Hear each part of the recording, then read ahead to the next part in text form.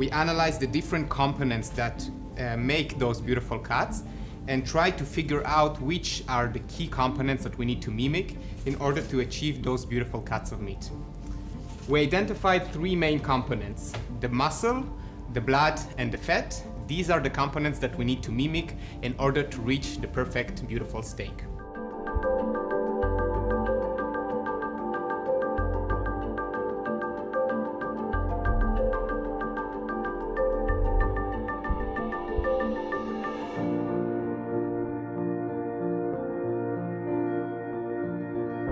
Our technology can create whole muscle cuts just as a cow can produce that in a much more efficient way with a lower cost, and of course it's much better for the environment.